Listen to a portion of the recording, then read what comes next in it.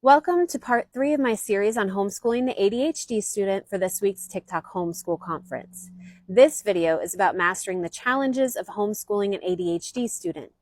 First of all, anytime you find yourself getting frustrated, really ask yourself if the issue is an issue. The ADHD brain is amazing and capable of things the neurotypical brain is not. For example, at first blush, it seemed wild to me when my kid started doing her math problems while simultaneously listening to a podcast.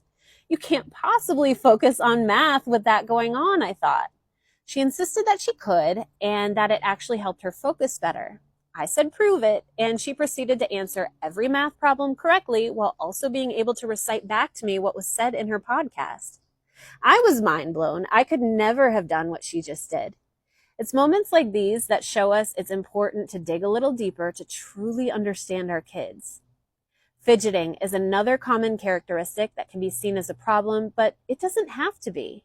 Having a healthy outlet for wiggles during school, like a handheld fidget toy or the ability to color or mold Play-Doh, can actually help a child's conscious mind focus in on a lesson. And if your kid can read better while hanging upside down from a chair, more power to them. Sometimes ADHD can mean that a child matures and can control their impulses a couple of years behind the neurotypical child. That's not to say anything about their intelligence. They are still smart and can learn the same materials as their counterparts. But how they react to things and display their emotions can look different. That's why social emotional learning, especially in the early years, is crucial for the ADHD student. There may be times when your child is venting passionately their frustrations with school. This is stupid. I can't do this. They may be tempted to scream, hit, or throw things. One of our most important jobs as parents and educators is to equip them with the tools they need to channel their very valid feelings in healthy ways. There are lots of great books out there to educate yourself on emotional regulation so that you can in turn educate your child. One I found crucial is The Whole Brain Child by Dan Siegel. When your kid is in the throes of dysregulation, nothing logical you have to say to them is going to get through.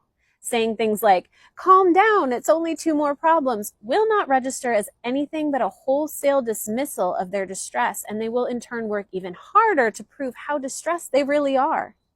You can and should stop them from causing harm to themselves, others, or property, but don't try to reason with them just yet. The book instructs connecting right brain to right brain, meaning if your child is in a purely emotional state, you can only break through to them by giving them space to have those emotions. A tight hug or handhold if they'll allow it, acknowledging verbally how hard the work they are doing can be for a new learner, and essentially letting them feel like their frustration is valid and heard can allow them to calm down and move on to a place where they can be rational again. Also, this technique doesn't just work on kids. Now that I know it, I use it on just about everyone. A few hours after a meltdown, or even the next day, is the right time to address the behavior. It's fresh enough to remember, but not so much so that it will trigger a reprise. The goal isn't to get your child to stop having strong feelings, but rather how to channel them properly. Talk about what good choices might have been. Offer choices such as yelling into or punching a pillow, closing your eyes and counting to 10, taking a walk outside, or visiting a quiet down corner, which is a designated space in your home that your child can go to that feels safe and calming to them. Talk about how their actions can affect others, such as how hearing screaming can make other people feel scared and anxious. Then have your child think about their meltdown and select a safe and healthy way they could have handled it. Now, role play it together. Have your child physically practice performing the action they have selected. The more practice they get, the more likely it is that these healthy behaviors will kick in the next time your child is overwhelmed. It's not an overnight fix. It can take months and many repetitions of this method, but it will eventually become a valuable tool in your child's tool belt. Instead of screaming, "Leave me alone," eventually they will be able to say, "I'm having a hard time right now. May I have some space, please?" They may be feeling the exact same emotion and expressing the exact same need, but this time they're doing it while building relationships and reaching a regulated place much more quickly. It's extremely common for kids to become frustrated when they are not immediately good at something. Say, for example, the picture they drew on paper does not look nearly as good as the vision they had in their head. The book Mindset by Carol Dweck was a crucial read on my journey as a homeschool teacher. It encourages treating aptitude like a muscle. The more you work it, the stronger it becomes. My little one was really into ballet at that time, so I went out of my way not only to show her flawless stage performances, but also footage of dancers at practice where they make mistakes, fall down, and get critiqued by their coaches. Knowing that dancers aren't born with the ability to do elite performances, but instead need to work for years and years to get there was huge.